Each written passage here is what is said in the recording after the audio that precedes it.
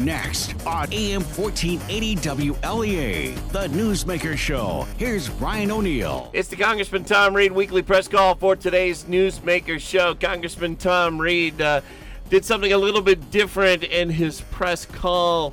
What he did was he had on the Salamanca fire chief and the Salamanca mayor talking about a situation that Congressman Reed said led to the death of a Salamanca area resident who was suffering from a heart attack. Reed gets right to the point on this press call. As many of you know out there, we have been focusing some of our efforts over the summer recess on the issue dealing with the traveling safety of the public along the interstate on Interstate 90 on the thruway. And as we've raised awareness on that issue, other information has come to my attention that I think needs to be spotlighted and raised awareness on in regards to the public safety in the city of Salamanca and the issue that we're facing in the city of Salamanca. And I'm joined this week by the mayor of Salamanca on this call, Michael Smith, as well as the fire chief for the city of Salamanca, Nick Bocharski, who we will give an opportunity to speak to you all in regards to concerns that we're going to highlight this week. But first and foremost, as we have been looking into these issues, dealing with the safety of constituents and the folks of Salamanca, Cattaraugus County, and the traveling public, one item that has come up is the fact that the city of Salamanca has been rightfully promised and should have received from the state a portion of the gaming money that is in dispute with the Seneca Nation. But the money needs to be paid from the state to the city, in my humble opinion, and there's really no defense to the lack of the payment of that money to the city from the state. And in particular, what we're talking about is about a $6 million a year payment that is due to the city of Salamanca from the state under the relationship as a host community for the gaming operation here in Salamanca. And regardless of the dispute over the gaming revenue, it is clear to me that the governor has made a conscious decision to hold the city of Salamanca hostage and not make any payment to the city of Salamanca to the tune of that $6 million payment that the city was promised and is looking to receive. We are now in approximately year 2.5 of that lack of payment. That means we're going on $18 million of state money that is budgeted, that has been promised to the city of Salamanca and should be delivered to the city of Salamanca in order for it to meet its operational demands. The reason why the fire chief is here is we were just made aware of this past weekend of a tragic situation. Because of the financial pressure on the city, and in talking with the mayor and representatives of the city council, the fire department in particular is experiencing, as well as the other agencies of the city of Salamanca, is experiencing some very dire financial pressures as a result.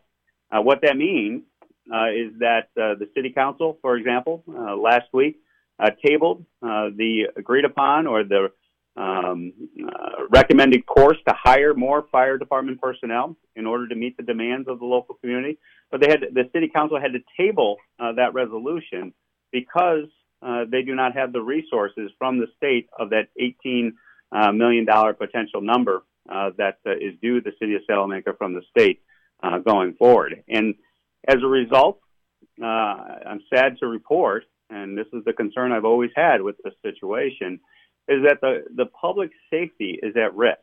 And we had a very young individual pass away as a result of the inability to timely respond and deliver that individual to life-saving care that could have potentially saved that individual's life over here recently in the last few days. And I will just tell you, this situation is getting real. And the governor needs to do the right thing. As he asked us to get involved in regards to standing up for constituents, I am doing exactly that. These are constituents of the city of Salamanca that deserve better than to be held hostage in a dispute that has nothing to do with this $6 million payment due the city of Salamanca from the state. And additional information has come to my attention that is very troublesome, is that when I see the governor unilaterally deciding to make a payment to the city of Niagara Falls under the exact same situation that is due city of Salamanca, and decides to reward Niagara Falls with that monetary payment, but then just unilaterally at the last minute say to the city of Salamanca, you know what, even though I promised you this money, even though I'm obligated to pay you this money, I choose, as potentially the king of New York, to give that money to Niagara Falls, but not you. That is wrong. That is not right. And we will call the governor out on this issue because people, as I just saw over the last week, are at risk. And we had a death in our community because of this dispute and this election by the governor not to fulfill its obligations to the city of Salamanca. That is wrong, and that is unacceptable. And as an elected official, the governor should be ashamed of himself. We can resolve the dispute that deals with the gaming money in the forum that is set for the resolution of that dispute. But when we are talking about the safety of the public, and you have heard from the mayor of the city of Salamanca, and you will hear now from the fire chief as well as the mayor today here on this press call, the safety of the residents of the city of Salamanca are becoming increasingly at risk as a result of this failure to honor the commitment to the city of Salamanca. And there are other host communities that are involved with this situation also. And so stay tuned. As more information comes to our attention, we're going to make sure that we put that information out there for public consumption.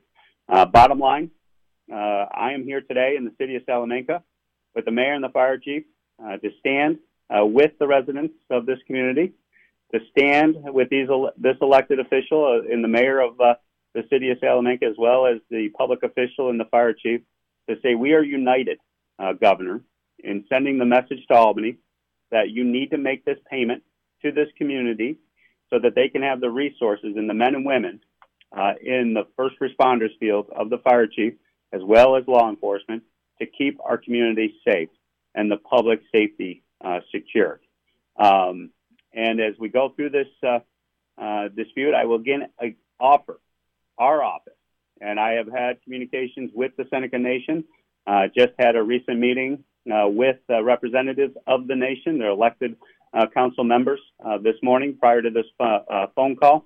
There is a willingness, in my humble opinion, if the governor and the state of New York will respect the sovereignty of the Seneca Nation and deal with the nation and their stakeholders as a respected entity that they are, and resolve the disputes in the proper form. We can resolve this dispute, and we offer our office as a source of, if there needs to be neutral ground upon which those meetings to occur, our office stands ready to extend that offer to the nation as well as to the state of New York to resolve this issue. And if this does not address the situation, I can assure you, I will continue to raise the stakes as we brought this to the attention of the Attorney General of the United States of America. I will continue to raise the stakes on the governor's office in regards to this situation, because I am not going to let another individual be killed as a result of a petty political dispute that has erupted between the state and the nation and is now putting people in harm's way.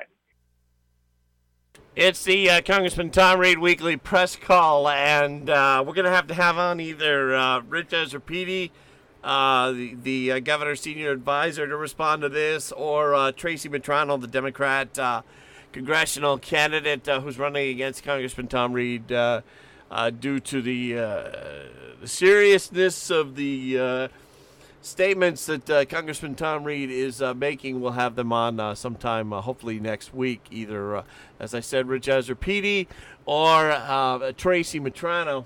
Getting back to the press conference now. To turn it over maybe to the mayor first, and then we'll go to the fire chief.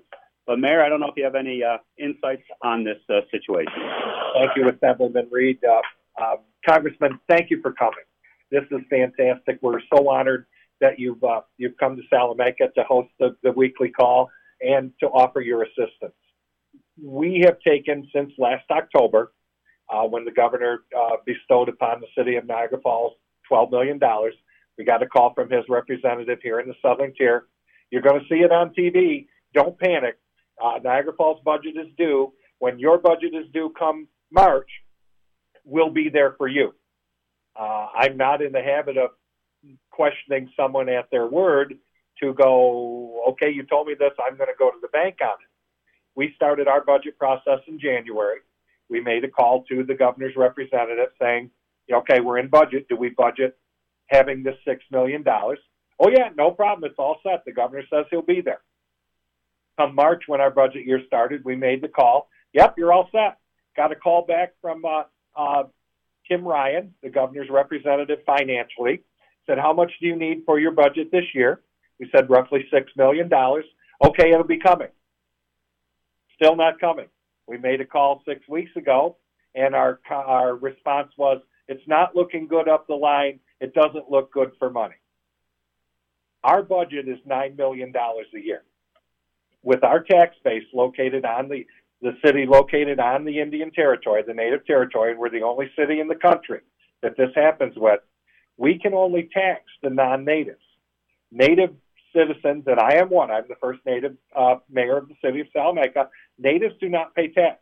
They do not pay property tax, school tax, sales tax, any tax at all. We can only tax 23% of our population. That means, now, if you do the math, folks, 23% of our people in a city of 500 or of 5,000 people, 23% are paying all the bills.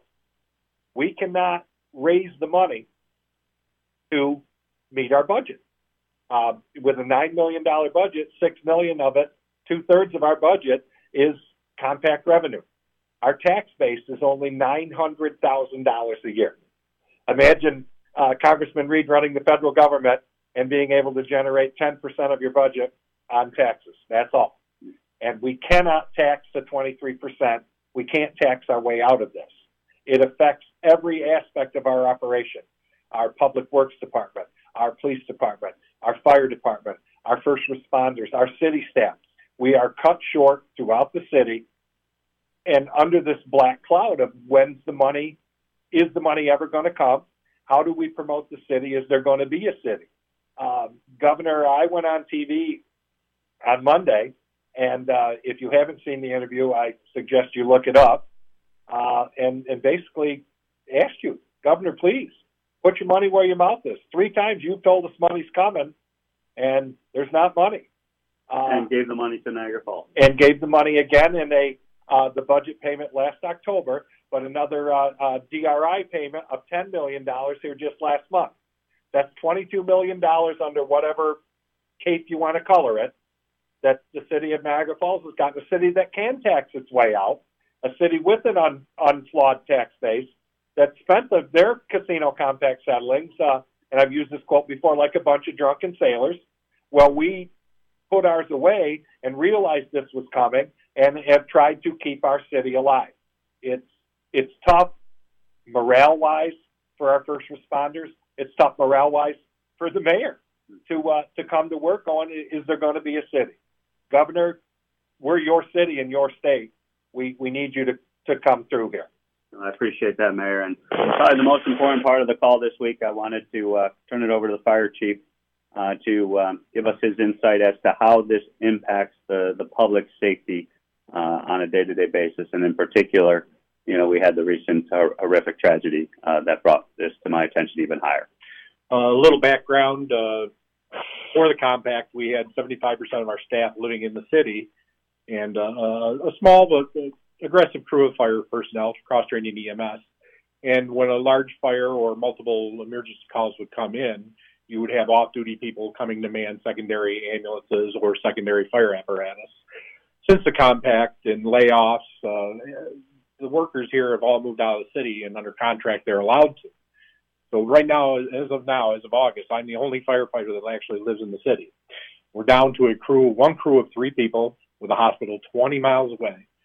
So the first call gets the resources. If it's an ambulance call, then we have a 20-mile drive to the hospital after treating the patient, and a 20-mile return trip after decontaminating, cleaning. We have to rely on our neighbors a lot of times, and they're volunteer. Once you have that ambulance dispatched, and the city is pretty much left alone. If it's a fire call, 3 firefighters, and it's quite some time before off-duty staff and the neighbors come to assist. We came to the city and said this is getting out of control. It's a concern for our staff, but our community in general.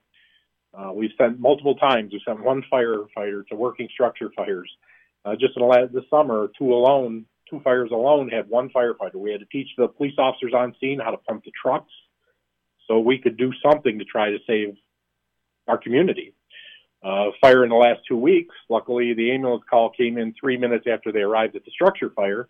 If they had come in first, I'd lost a quarter of a block, in my professional opinion, waiting for the neighbors while we're working on the ambulance. Thank God that didn't happen. But the big one is in the last couple of weeks, we had an individual in cardiac arrest. We had an ambulance that was already out on the way to the hospital. Luckily, we had 1 paramedic back here in the city. He responded by himself to assist this family with a spouse in cardiac arrest. Working with the spouse, I don't want to violate HIPAA here. Working with the spouse, they did CPR until at least a police officer could show up to assist. He activated the mutual aid plan, and we're not picking on our neighbors here at all. They try to help us all they can, but they were unable to get an ambulance. Our ambulance 20 miles away had to leave their patient, load up, and race 20 miles back to the city while this medic worked by himself to try and save this individual. 29 minutes later, that ambulance arrives to transport that patient back to 20 miles only in hospital. I don't know about you, but that seems like a manpower problem to me. And our city of fathers have wanted to hire since last spring. They put it in the budget. We've been promised, the money's coming. The state's promised us. We work diligently to help our community, but we're strung out. We can't get this done. And how many people got to die before this money gets paid? As of last 2 weeks ago, it's been tabled to hire firefighters, so this money shows up. And every day we wait, we roll the dice. And I just can't have that for my community. It's my job to stand up and defend them, and not just the firefighters, but the city itself and the surrounding communities. And fire and chief, that individual did pass away. That individual did pass away, which is heartbreaking to our department, to the paramedic that showed up to do CPR for a half an hour. The person coded. He brought her back and was unable to, with a half-hour delay, 29-minute delay. Could we have saved that life? Could we have done that? And how do you send a fireman back that night to say his prayers going, I could have saved this person? Governor, that ball's in your lap now. Well, and that's why we're here today. And so, Mayor and Chief, I appreciate that insight. It's the Congressman Tom Reed weekly press call. We're going to take a quick break. We'll be back in just a moment. Stay with us. McCourt's Auto Collision on State Route 36 just south of Canastillo is a full-service collision shop offering not just collision work, but also paint work. McCourt's has a 24-foot frame straightener with 3-dimensional measurement. McCourt's accepts all insurance companies and can work with you on any deductible you may have. At McCourt's, they work for your interest and your benefit, not the insurance companies. All work is fully warranted and they offer a free loaner car. McCourt's Auto Collision, State Route 36 in Canastillo, where customer satisfaction is always number one. Phone 607-698-9900. Checking in now with meteorologist Rob Carolyn, who's got the latest on Dorian for us. That's right, Brian. It's lashing the eastern portion of South Carolina. It's located about 80 miles southeast of Charleston. We've seen numerous reports of flooding and some heavy rainfall along the South Carolina coast. Also seen some tropical storm force winds outside the Charleston area along the coast. Dorian continues to move north and potentially could make a landfall somewhere near the North Carolina-South Carolina border over the Outer Banks later today or tonight. That's something we'll be keeping a close eye on. The good news is it skirts out to sea well to the southeast of our area. We look forward to a pretty decent day. Satellite photos just showing some patchy fog in some of the valleys out there this morning, a little bit of low cloudiness. But all in all, we turn partly to mostly sunny. We're up to 70 to 75. We're clear to partly cloudy overnight. There may be a little bit of fog overnight, lows 50 to 55. Tomorrow, cold front heads towards us from the Great Lakes. We'll cloud in. There may be a late day shower or storm, 70 to 75. Any showers or storms end tomorrow evening, 55. Turning partly sunny and cool Saturday, 65 to 70. Sunrise earlier this morning was at 6:40. The sun will set tonight at 7:39. Brian O'Neill on the Congressman Tom Reed weekly press call. Congressman Reed, at this point, went to questions. Jason Sample. Just to follow up on what we're talking about here, just to provide some additional context for myself and the other members on the conference call, has the Seneca Allegheny Casino made its payment to the state so then it can be redistributed back to the municipalities that were told they would benefit from this? I mean, where's the money at? Has it been handed over to Albany, or is Albany still waiting for the casino to hand the money over? So, well, that is where I am of the firm belief, looking at the compact, looking at the state budget, looking at the language that is out there, regardless of the payment by the nation to the state is still obligated to make this payment to the local host communities. And clearly, the governor has agreed with that assessment because he picked Niagara Falls to make this payment under the compact arrangement for that host community, and Niagara Falls received its money. Salamanca did not. And so there is a dispute on the gaming revenue. There is a dispute that obviously is the subject of the arbitration award of $255 million, where the arbitrators have indicated the nation needs to make that payment. But as that dispute goes through its system, as it goes through that process of a review, Jason, the state is still obligated to make that payment to the host community, regardless of what the nation does with the state. And the governor, in my humble opinion, recognizes that. That is why he chose to make the payment to Niagara Falls. If there's another reason, and maybe I'll put this out there for consumption, if you look at the politics of the community of Niagara Falls versus the city of Salamanca as well as Cattaraugus County, maybe there's a disregard for the people of Cattaraugus County because of their political tallies at the voting box. But I'll let that be speculation for now. That maybe is a legitimate question to ask the governor, and that's a question I'll be asking the governor if he elects not to honor his commitment to the city of Salamanca. But the bottom line is this money is due. It's been promised by the state capitol, by the state officials, and for whatever reason, the governor has elected to say, Niagara Falls, give you your money, but we're going to turn our back on the city of Salamanca. And so as the governor asked me to stand for constituents, as we've had this conversation over the last few weeks on the thruway situation, I'll throw it right back at the governor. I am standing with the constituents, and I'm here with their voice in the mayor of the city of Salamanca to say, do your job, do the right thing, honor this commitment to the city of Salamanca. And speaking of the thruway, have you gotten an update on whether or not the Department of Justice will indeed do an investigation on the governor, or even feedback from the governor's office regarding your concerns voiced last week? I've heard from the senior official of the governor's office trying to make this into some political game, and I can assure you to that spokesman as well as to the governor himself, this is not a political game. Now you have the death of an individual on your hands, on your watch, Governor, and you need to be held accountable for that death. Okay, and if I may, just one other question on another issue, that would be regarding the Defense Department's issuance of redirecting the money for the wall down at the border. I think it was about $3.5 billion, $3.5 billion. Yep. Any impact on your district in regard to that redistribution of money? We're looking at that as we speak to see exactly if there's any impact in regards to the reallocation, reprogramming of that money. But it does go back to the root issue that we've talked about before, Jason. That we have a border crisis. We have a security issue at the southern border. The president is using his discretionary authority that's been delegated over decades worth of delegation of authority by Congress to the presidential office to do that. My preferred path is for Congress to do its job. This burden is on Congress to appropriate the necessary money to make sure that the border is secure. That includes a structure. That includes the investment of this $3.6 billion there at the southern border. And that is why ultimately the responsibility of that falls on us in Congress to do our job. Okay, thank you. Amina Golden from Tap into Credit Relief. With the new school year starting up, how do you feel about how safe the schools are in your district? Obviously, I respect the men and women of our school district, and especially our school resource officers in the districts that have elected to deploy them. I'm a big fan of the school resource officer model, the community policing model. And I believe that our school districts are generally safe and secure, and I would send that message to the parents as well as to the children that are attending our school.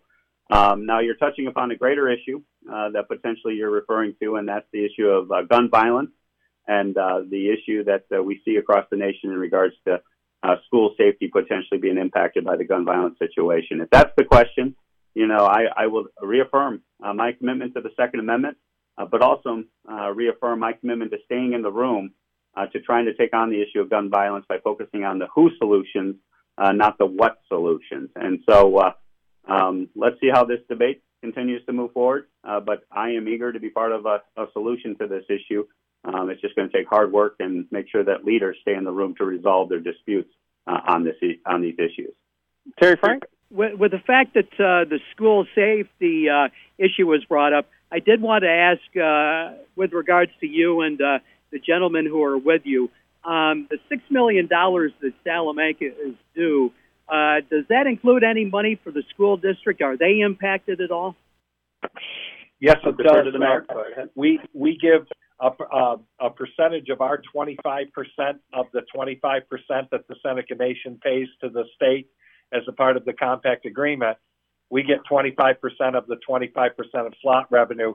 We also make the school whole on unpaid taxes that where natives don't pay taxes. That money goes to the school and the county to balance that, and there also is support out of that money, our compact money, to the school district. I would imagine that's left them in pretty dire straits too. The school actually has worked out with a trip to Washington to visit the congressman. They get federal Indian impact aid, and for educating Native Americans in the school actually gets they're okay financially. So just so we're clear on that, to clarify, the school district and dovetailing off the mayor's, obviously there's a relationship between the nation money going to the school district that is potentially adversely impacted by this ongoing dispute. But one of the things that we've been able to secure at the federal level for our school district is that impact aid money, working with the school district officials and the leaders of the school district who have worked with us. We've been able to alleviate some of their financial burden from the lack of a tax base in the school district as a result of the unique situation here in Salamanca. That being said, and we also have the same situation up in Silver Creek and the school district there. That being said, that avenue is being explored by us to see if there's any assistance in the city for that, but on its surface, we don't believe that is available to the city, and we'll be continuing to look at additional resources to see if we can help out at the level. The next question came from our station. We asked Salamanca-related questions. How big of an area did the Salamanca Fire Department have to cover? How many firemen do they have? And also we asked, what was the name of the funding that's being withheld from Albany? I believe this payment is the host community payment that is recognized to be paid by the state to the local community that are impacted by the gaming operations. And so you have Buffalo, Niagara Falls, and Salamanca that are specifically identified as to receive these community host payments. Right now, the city is down from 20 firefighters to 16, serving a community of the city of Salamanca, town of Salamanca, Jeffersontown relocation area, and a EMS response to the hamlet of Kilbuck. Population is roughly 8,000, not counting like the 3 million tourists we get to the casino every year. So it's a small number of people for a large influx of tourists, and a bedroom community. The city itself is just under 6,000, 27 square miles. The city itself is just over 6, but we cover outlying rural areas. Thank you. All right, thank you, Brian. Next question from Jerry Zarimsky at the Buffalo News. Yeah, hi, Tom. I just wanted to ask you again in a little bit more detail about the military construction projects that are being shifted or cut back in favor of the border wall. What I am hearing is that there are just two projects in New York State, both at West Point. One's a parking garage, one's some other facility. So no Army Corps of Engineer projects, and nothing at the Niagara Falls Air Base. So just wanted to see if you wanted to comment further on that, and if that changes your view of it at all, that New York State isn't being affected that much. Well, obviously, we're double checking each and every one. I think Senator Schumer issued some list, and obviously we trust but verify. And I'll defer to the senator in regards to the listing of the items that are impacted. I don't have any question or reason to question his information, but obviously we want to verify that ourselves for the 23rd Congressional District. Right. But regardless of the reallocation of the money from the state of New York to the southern border, I think the root issue that can't be lost in this conversation, though, is the failure of Congress to act. We were glad to be part of that effort to get that humanitarian aid money to the border. We showed that we can come together in the House and Senate in order to get that money to the president's desk, and that's what we did. And when it comes to our border security needs, which includes a structure, a wall, quote unquote, as part of border security, reallocating this money should go through Congress's purview through this appropriations process, and I think that would be a wiser course to take for all involved. But in the meantime, I recognize the president has an obligation to secure the border. I believe him reallocating this money to the border is appropriate given the nature of the border security issues that we face at the southern border. And what we should be doing in Congress is asking the hard questions, but making sure that the resources are deployed there that are necessary, rather than putting up projects not only in the state of New York, but across the country that potentially are adversely impacted by this decision. Okay, great. Thank you. Yep. Thanks, Jerry. So that wraps it up. And that was the Congressman Tom Reed weekly press call from yesterday. And we're going to have on either Rich Ezerpidi from the governor's office or Tracy Matrano, the Democrat candidate for Congressman Tom Reed's seat in the House due to the hard-hitting nature of this show. Today, the Congressman Tom Reed weekly press call on the Newsmaker show. It's AM 1480 WLEA Hornell.